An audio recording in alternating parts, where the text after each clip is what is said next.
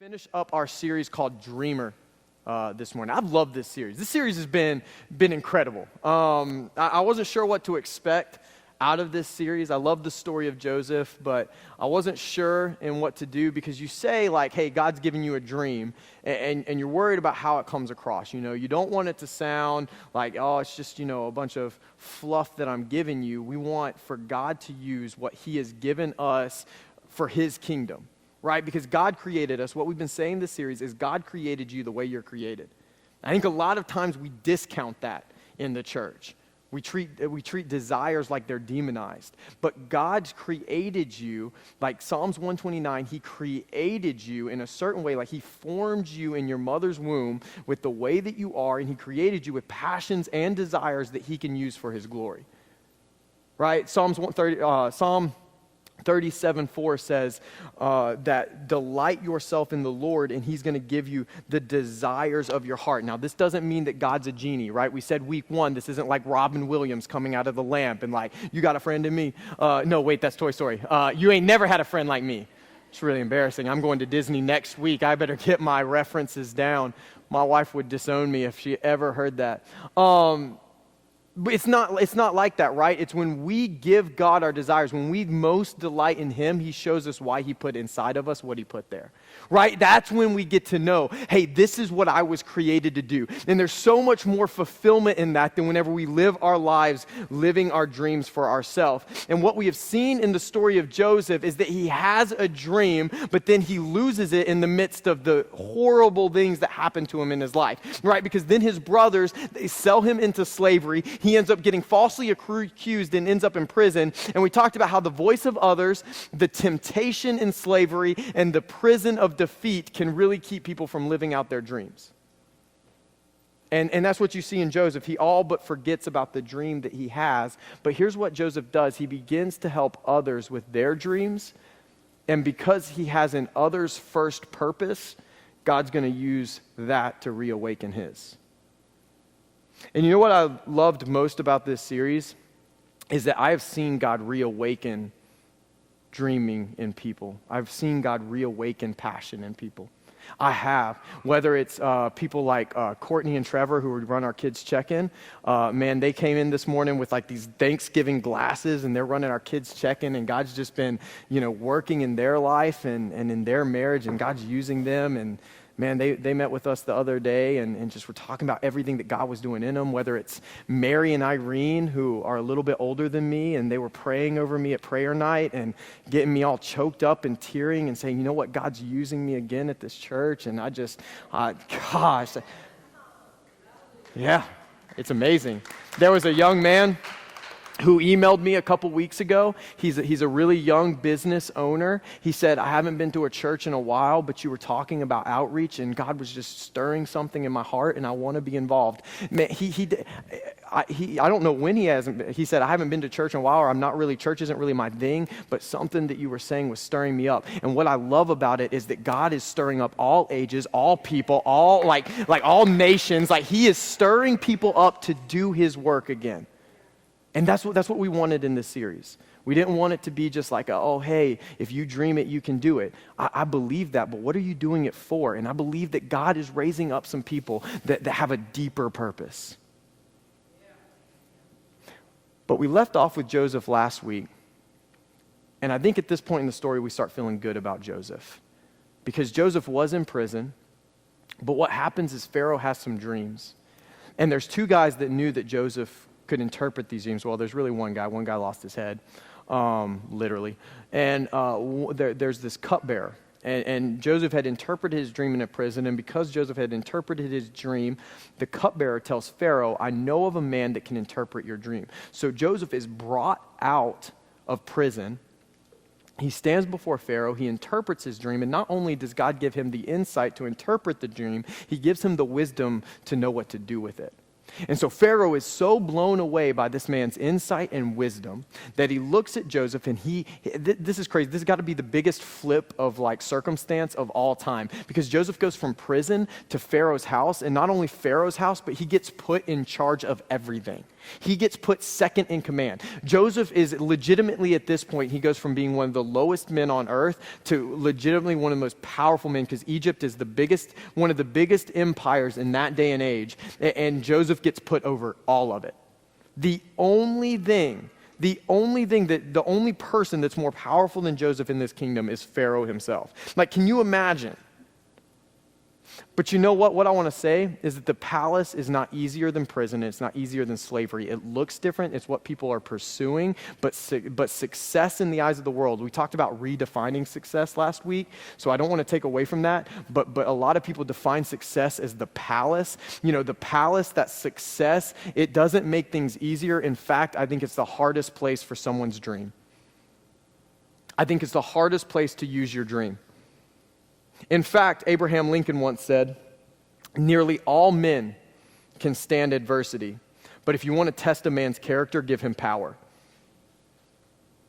See, this is the most difficult part in our story because the palace is going to show what you're made of. It's going to show what's most important to you, and just because that you have all of the power to now do whatever you want with the dream. So whereas it's tempting to lose your dream in the prison, it's tempting to lose your dream when people are tempting you, it's tempting to lose your dream when other people are talking bad about you. See, you're not going to lose the dream in the palace. You will be tempted to abuse it, though. What do you do in the palace? Because the blessing can be more of a test in the prison. And we're going to see that Joseph's about to be tested. And I want to talk to some successful people in this room today. Because by and large, I think America's like the most successful nation in the world, right? Like we have a lot of success. Like even when it doesn't look like success, man, we have our cars, we have our phones, almost nobody doesn't have a smartphone, right? We have the stuff and we want more of it. So I want to talk to some people that have made it. I want to talk to some people where you have been blessed, because sometimes the blessing can be a burden. In fact, Joseph's going to be tested in chapter 42. Here's what happens. It says, when Jacob, that's his father, that's Joseph's father, when Jacob learned that there was grain for sale in Egypt, he said to his sons, "Why do you look at one another?" He said, "Behold, I have heard that there is a grain for sale in Egypt. Go down and buy grain for us that we may live and die." So 10 of Joseph's brothers went down to buy grain in Egypt. But Jacob did not send Benjamin, Joseph's brothers, with his brothers, for he feared that harm might happen to him. Thus the sons of Israel came to buy among the others who came, for the famine was in the land of Canaan. Now Joseph was governor over the land. He was the one who sold all of the people of the land, or sold to all the people of the land. And Joseph's brothers came and bowed themselves before him with their faces to the ground. Remember Joseph's dream in Genesis 37. They came and bowed themselves with their faces to the ground. Now Joseph saw his brothers and recognized them, but he treated them like strangers, and he spoke roughly to them. "Where did you come from?" he said. They said, "From the land of Canaan to buy food." And Joseph recognized his brothers, but they did not recognize him. Does anyone else here have family that has the most ironic timing? Like, my family can have the worst timing ever sometimes. And this is like Joseph's finally made it. He's finally there. And now of all times, his family decides to hit the scene again. Like now, out of all times that they could, they decide to hit the scene right now. And you know what? We're going to go into what happens in detail. But what I want to do, I want to fast forward, because this story, it's going to be an amazing story of grace and love. Joseph's going to end up forgiving his brothers. And I want to do that story justice. But I find that at the end of our lives, we know what was most important in the middle. Like when we're in the middle of our lives, we lose sight on what's most important. But when we're at the end of our lives, typically everything becomes more clear. And I want to look towards the end of Joseph's life. What happens is his father dies. And his brothers, you're going to see in the scripture, they're going to freak out. They're going to be like, "Oh, Joseph just forgave us because of our dad. He's going to kill us." Right? And so what's going to happen, I just want to read Jacob's response at the end of his life. And I want it to show us what he had learned in the palace. Look at Genesis chapter 50. Genesis chapter 50 will be our main text today. If you want to stay there, you can. It says in verse 15, "When Joseph's brothers saw that their father was dead, they said, "It may be that Joseph will hate us and pay us back for the evil that we did to him." So they sent a message to Joseph saying, "Your father gave this command before he died. Say to Joseph, please forgive the transgression of your brothers and their sin because they did evil to you. And now please forgive the transgression of the servants of God your father." Joseph wept when they spoke to him. His brothers also came and fell down before him and said, "Behold, we are your servants." But Joseph said to them, "Do not fear, for am I in the place of God? As for you, you meant evil against me, but God meant it for good, to bring about that many people should be kept alive as they are today. So do not fear, I will provide for you, and I will provide for your little ones." Thus he spoke and comforted to them and spoke kindly to them. Okay, this has got to be one of the biggest displays of Jesus in the Bible, right? I mean, his family comes and his dad dies, and what they do, frankly, is a sad thing about, man, if any of you have ever experienced a death in your family, you know that a lot of people, they get caught up in the wrong stuff, right? They start getting more caught up in what they left behind or what it means that they're dead. And I get it, you gotta take care of stuff. I've been there, but they start getting caught up in everything that they left behind rather than the life that they lived. And that's what happens here. They're worried about, hey, what's been left behind? How are we going to take care of this? Our brother's going to kill us. They get caught up in worrying rather than mourning, right? And so Joseph just comes to them. They come to Joseph and he says, "Look, don't worry about what happened. God had purpose in it." And what you see here, I mean, this is one of the most incredible stories of Jesus in the Bible. But what you see here, listen, it was started in the pit. It was tempted in temptation. It was developed in despair. But listen, it was perfected in the palace. It was perfected in the palace. Joseph shows three things here that he did not have in the beginning of his life. We talked about in Genesis 37 how Jacob's calling is all about himself at the beginning of his life. He's prideful. He makes his brothers hate himself. Hate him. He's not the upstanding character that we color with like our little coloring books, Joseph in his colorful coat. But here at the end, he shows three things. He shows that he has God at his center, he has perspective of his suffering, and he has purpose for his dream. He has God at his center, he has perspective of his suffering, and he has purpose in his dream. But listen, these three things were made when he was tested in the palace. I want you to understand something this morning. I want you to understand that something is not real in you unless if it's been tested in you. That's why there's a test. It's easy to look Christian on Sunday morning. What happens when the enemy tests you on Monday night? It's easy to look good and say, "I'm going to sing a victory." I'm not going to try out for worship team, don't worry. But it's good, it's easy to sing it. It's easy to memorize scripture, though so few people do. That's another sermon. It's easy to do that.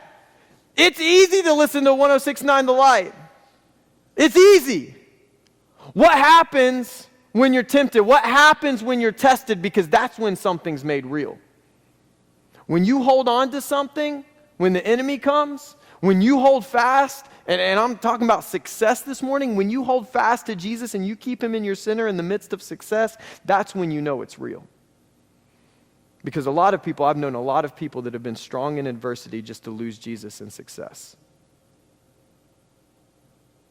So 3 things that the palace tests. I want to look at 3 things that success will test in you and how you can stand against them. Number 1, what is your center? We said that Joseph had God at his center. He didn't at the beginning, but he does now. Number 1, what is your center? A lot of us think that the successful season's the good season. It's the easy season. But the successful season is always the one where we're most tempted to lose God. You can see this in the book of Judges. You can see this in almost every biblical story. People usually lose God not when things are going bad, but when things are going good. In fact, we're going to see that this is the place where Joseph compromises the most. I'm not saying that Joseph is like a bad guy or he loses God. He has God at the center at the end of his life. But this is the only place of compromise you see in his entire story. There's this small verse in Genesis 41 when Pharaoh establishes him that a lot of us would just read over, but it's really important to Joseph's story. It says in verse 45, "And Pharaoh called Joseph's name Zaphenath-Paneah, and he gave him in marriage Asenath, the daughter of Potiphera." I wonder if that's coincidence, Potiphera. Just wondering. Priest of On. So Joseph went out over the land of Egypt. Okay, why this is important. So Joseph, what he does here is he is given in marriage the priest's daughter of another god. And that in itself, okay, you may be like, well, like, is that really important? Does that really change things? You're going to see in the story, well, if you read the story, you will see that whenever he's messing with his brothers, he sends them with his divination cup, and he tells them that he practices divination. So Joseph, who's been strong in prison, he's withstood temptation, all of a sudden he's doing things to worship other gods. Because all of a sudden he got a taste of success. And his wife led him down the wrong path. See, I've seen many people who are strong in trial, but then they fall to temptation and blessing. And when things are good, often we forget God who got us out of the trouble in the first place, and we can begin compromising. King David's a perfect example of this, right? King David, he is known for what? Killing Goliath and then sleeping with someone named Bathsheba. That's like what he's a man after God's own heart. He's like one of the greatest men in the Bible. He's mentioned more than anyone other than Jesus, but one of his biggest stories is a huge story of defeat where he takes a woman for himself and kills her husband. But you know what I find compelling about the story? It happened in his most successful point of his life. It happened when he was most successful, when he was on top of the mountain. It says that he was so successful, they were winning all the wars, and he didn't even have to go out to war to battle. And so he stayed at home, and that's when he fell into temptation, is when he was most strong. See, success can make us complacent, and it can let us let our guard down. Success makes us feel like we have the favor of God without the urgency to pursue God. And so what we end up doing is we end up losing our sight on God. This is why in temptation, we cling to our dreams and we can lose it. But why in success we're tempted to abuse it? Because we're so tempted to make it about us rather than God. And what that does is our dreams and our desires become idols rather than callings. And this is the only reason that this is more tempting in the palace than it is in the prison is because in the palace we actually have the power to do something with it, right? Like in the prison, you don't have the power to dictate where your dream goes, right? In the prison, you're just trying to survive. You're just trying to make it another day. You're just trying to, like if you feel defeated, you just want to cling to God and make it another day. But if you feel successful, then all of a sudden you can use the skills and everything that God gave you however you want. Right? Like you can now do something with what God gave you. And so all of a sudden it's easy to become about ourselves rather than about God. And you know something I love about Joseph though is even though he isn't perfect, God is still the center of his story. Right? You can see this at the end of his life. We'll look there in a second. But Joseph may compromise some, but God's God's story of love and forgiveness is still all over his life. It's one of the most powerful in the Bible. See, Joseph is not perfect in the palace, but he proves that God is the center. And you know what? Joseph not being perfect is an encouragement to me because you know what? Newsflash, I'm not perfect. If you want a church with a perfect pastor, go find another church because this is just not us. Like, we're not perfect. Don't expect perfection. It's never going to be. We're the perfect church for like imperfect people, right? Like if you're perfect, don't come to this church. We'll mess you up. It's just we're not. I'm not perfect. No one is perfect. But that encouraged me because even though Joseph is not perfect, he doesn't lose sight on God. And you know how I know that? Because at the end of the life, he looks at the people that sold him into slavery, and in verse 19, Genesis 50:19, it says, "But Joseph said to them, 'Do not fear, for am I in the place of God?'" See, what the palace does is a lot of times we take the place of God in our minds. We begin to become God of ourselves. We begin to be the center of our life. And you know how you can know? Does everything you do with your time, look at your day. You can tell who the God of your life is. You can tell who's the center of your life by looking at your day. Because if it's all about you and your success and what you're doing and your family and all about you, then guess what? You're the center of your life and you've taken the place of God in success. But if you look at your day, and you genuinely want, like if the center of your life, and I'm not saying that you have to spend more time with Jesus than work. Like some of you work 12-hour days. That'd be like a 24-hour day, right, to balance. I get it, but is Jesus consistently on your heart? Is he the center of your life? Like I pray constantly, not just consistently. What is the center? What is your center? Because a lot of times we lose our center in the middle of the palace. It's easy in a way whenever we're going through hell to cling to heaven because we know we need it. We're desperate for it. We're hungry for it. We say, God, help me. But whenever we're in the midst of the best season of our lives, do we still cling to God with that same desperation? What's your center? Not only will the palace test your center, but it's going to test your perspective. See, Joseph, when he had the dream, he had no idea what the purpose for his dream was. But when his brothers come to see him, he begins to remember. Like, look, it says he remembers. It's in verse 6, chapter 42. I should have written this down. Put up the next slide for me. Chapter 42, verse 6 says, Now Joseph was governor over the land. He was the one who sold all the people of the land. And Joseph's brothers came and bowed themselves before him with their faces to the ground. Now Joseph saw his brothers and recognized them, for he treated them like strangers and spoke roughly to them. Where did you come from, he said. They said, from the land of Canaan to buy food. And Joseph recognized his brothers, but they did not recognize him. And listen, Joseph remembered the dreams that he had dreamed of them. You know, finally it says that he remembers his dreams again. He's forgotten them in prison, but he remembers them again. But I want you to notice something this morning. The dream that he had is different than it looks now that he's remembering it. Right? Like the dream that he had, if we rewinded, if we went back and we looked at Genesis 37, he thought the dream was about his brothers bowing down to him. Right? Like that's what he thought the purpose of his dream was. But now that he's in Pharaoh's house, all of a sudden that is changed, and his brothers, they are bowing down to him, but it looks different than what he thought. He thought that he was going to be made a king, or he thought that his brothers were going to have to serve him, and then all of a sudden he had to go through 13 years of prison and slavery before he got there. It just looked different. And what I want to challenge today, the palace is going to challenge your perspective. Because Joseph, he can all of a sudden make this dream about what he thought it was going to be. He can make this dream about getting revenge on his brothers. He can make this dream about his brothers bowing down to him. But his perspective has changed on what is important. And what I've seen is too many people don't get perspective on their dreams. So when it looks different than what they thought it was going to look like, they become discontent.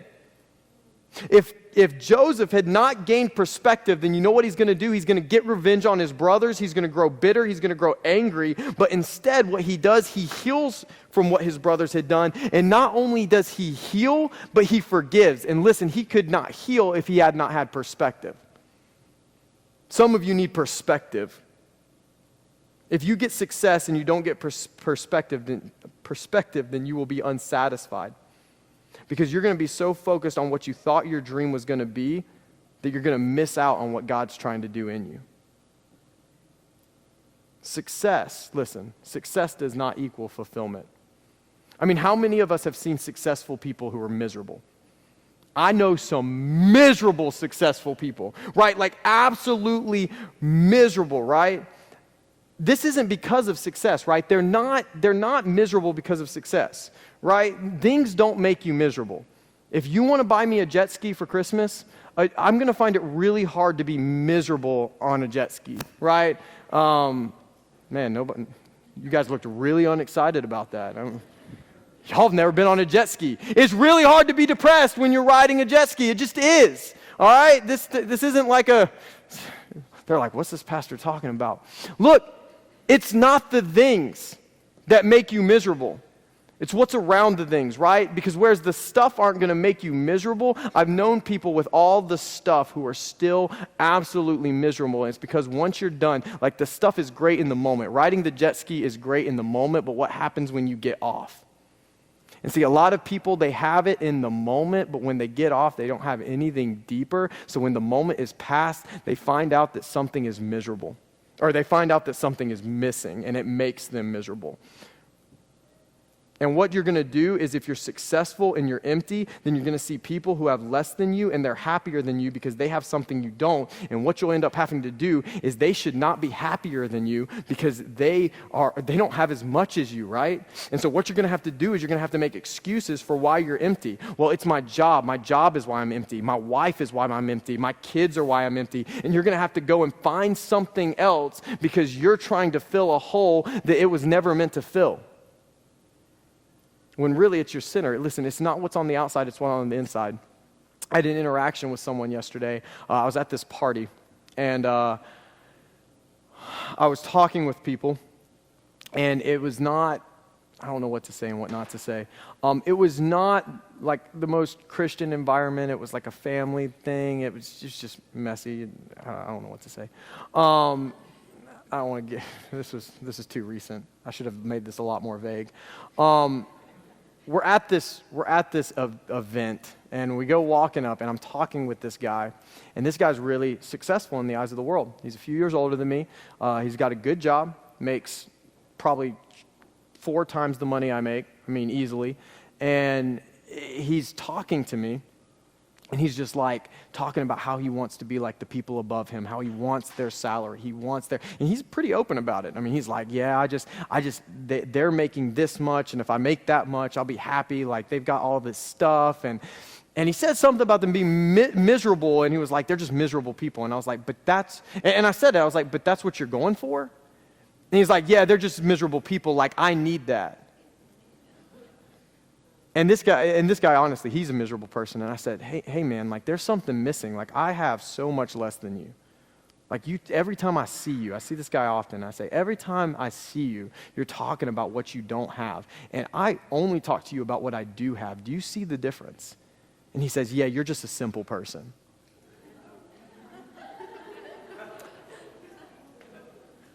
Listen, I'm not simple. I just have perspective. I'm not simple. I have something he doesn't. See, in Matthew chapter 13, it talks about this merchant who finds this treasure that's hidden in the field.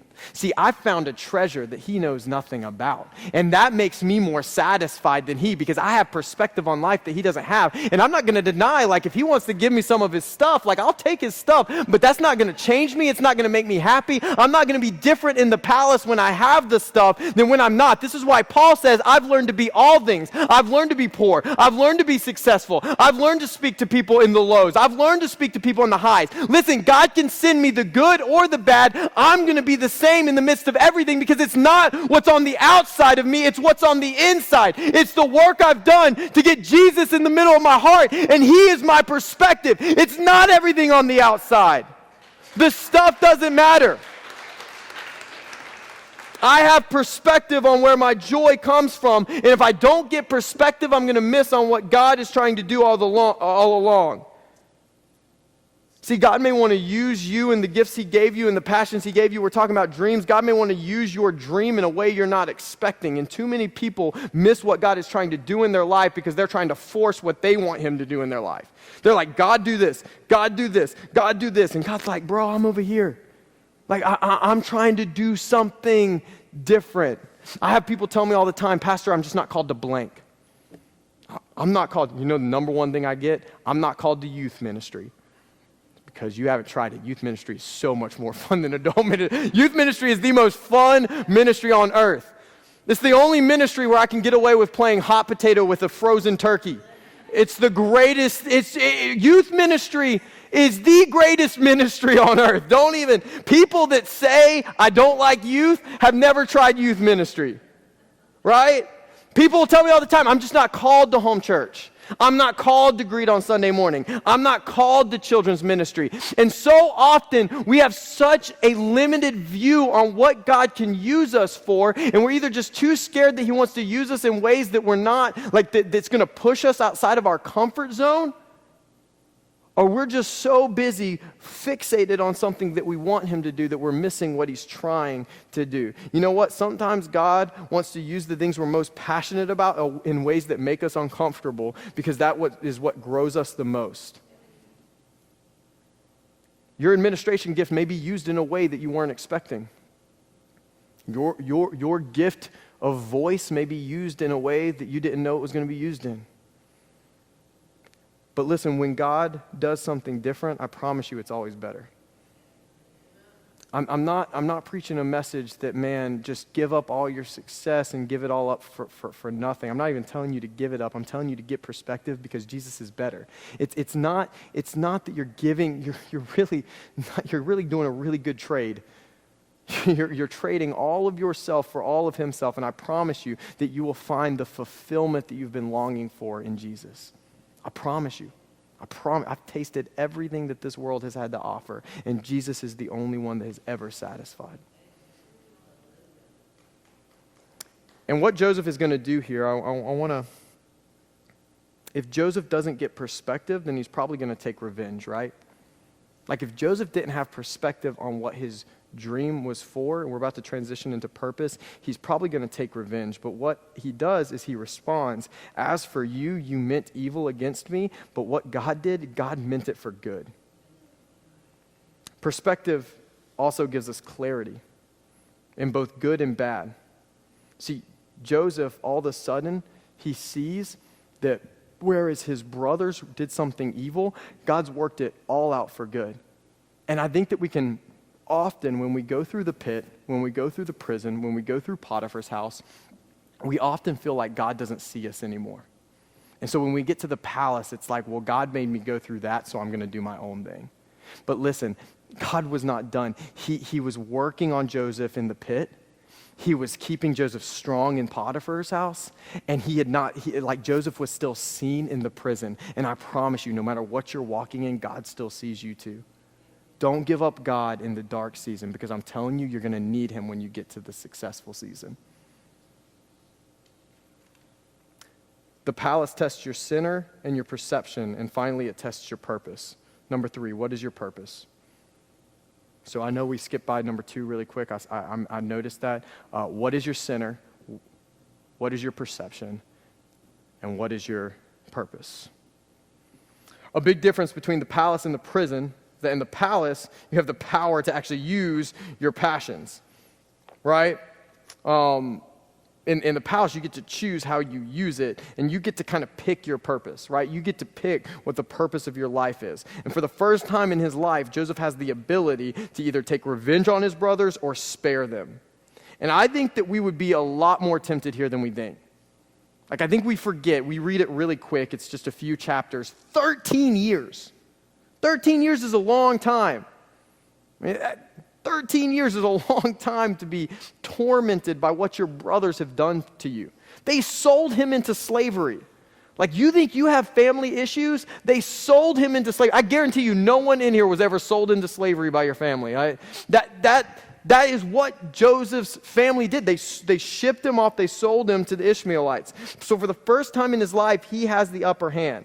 And to be fair, Joseph does mess with his brothers, right? Like, he freaks them out. If you read the story, he accuses them of stealing. He takes one of their brothers, Simon, and he throws him in prison and makes them go back and get their father. He messes with them.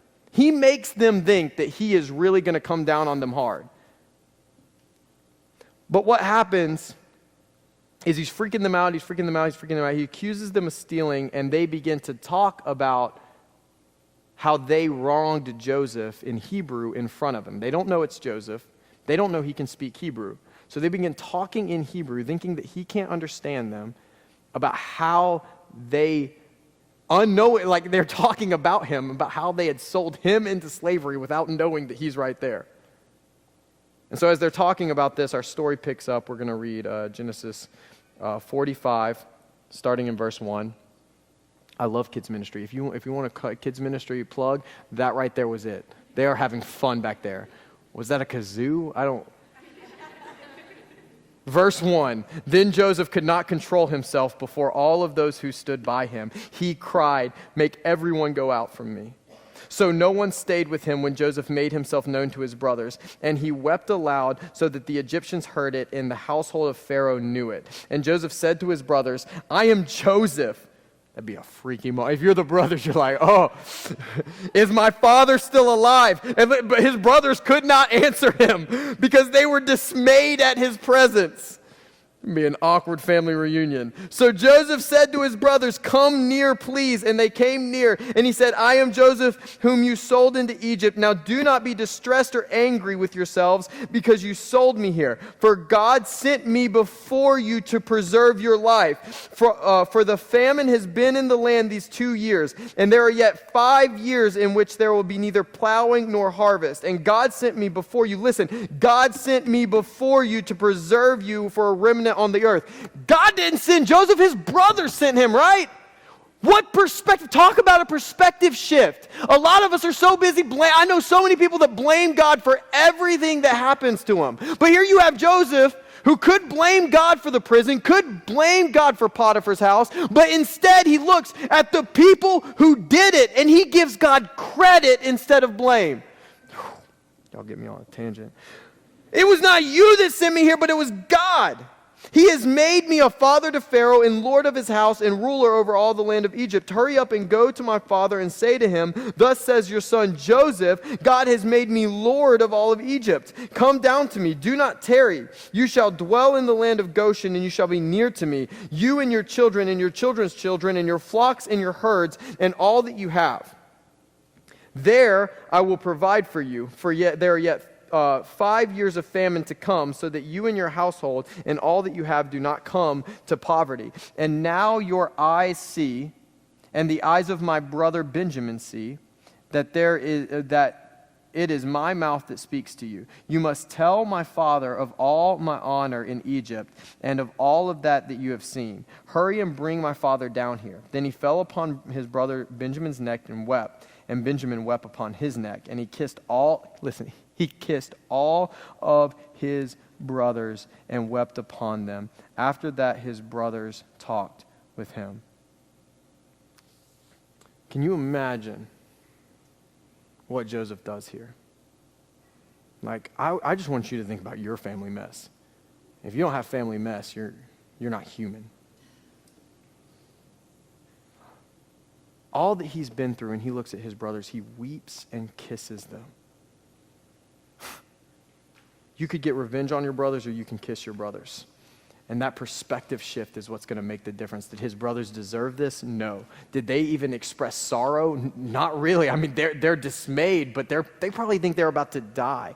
But listen, Joseph's forgiveness, it's not based on what they did. Listen, look at verse. Let's look at verse 5 again. It says, "Now do not be distressed or angry with yourself because you sold me here. God sent me before you." See, his perspective has been shifted from what his brothers did to him to what God has done for him.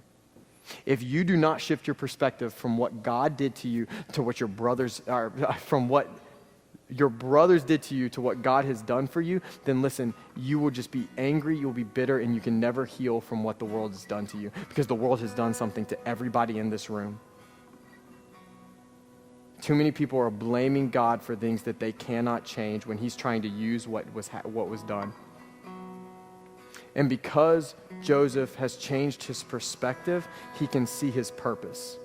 See, this is testing his purpose. And look at the end of his life. He realizes his purpose. In Genesis 50:19, it says, "But Joseph said to them, 'Do not fear, for am I in the place of God?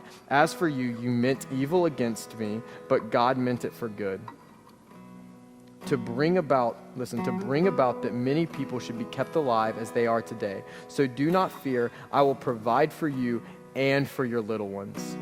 Thus he comforted them and spoke kindly to them." See, here's what happened. His perspective changed so that he could see his purpose. See, Joseph thought that his purpose was his brothers bowing down to him, but all of a sudden it shifted, and his purpose, he realized, was to save his brothers. And really his purpose, he may have not realized it at this point, but God made a promise to Abraham, his great-great-great-great-grandfather, that Abraham was going to be a blessing to all nations. How was Abraham going to bless all nations? He was going to bless all nations by the blood of Jesus that was shed for our sins. And so what Joseph is doing here is he is unknowingly protecting the lineage of Jesus.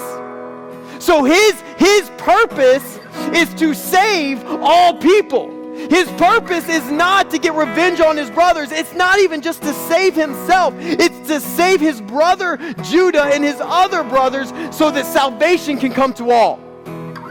That's his purpose. And if his perspective does not change, then all of a sudden he doesn't have the ability to do that. And what happens is so much of us get caught up in the offense that we cannot be used by God. I want you to notice that Joseph is used to save the one who hurt him, the one who sold him. I want to challenge you this morning that that person that hurt you, God can use you to save them. But you may not care enough about their soul to try. See, Joseph's perspective has changed, and all of a sudden he has a heart for his brother because he knows that God has a heart to save his brothers. And I know that when people have wronged me most, it's the best opportunity to show them Jesus. Because when I spit in the face of Jesus, guess what? He saved me regardless. Who's hurt you? Who's harmed you? What would it mean to be someone that showed them Jesus? I don't care if they say the name of Jesus. Everyone in like 60% of people in America say they're Christians, right? They may say that they know God, but they may not know God. What does it look like for you to get healing enough to say, you know what? Even when they meant something for evil, I'm going to show them the goodness of God, because they may have meant to hurt you. I'm not denying that what they did to you was wrong. I'm not denying that it may have hurt. I'm not denying that they don't deserve it, but I don't deserve Jesus. So I want to show Jesus to the people who least deserve it from me.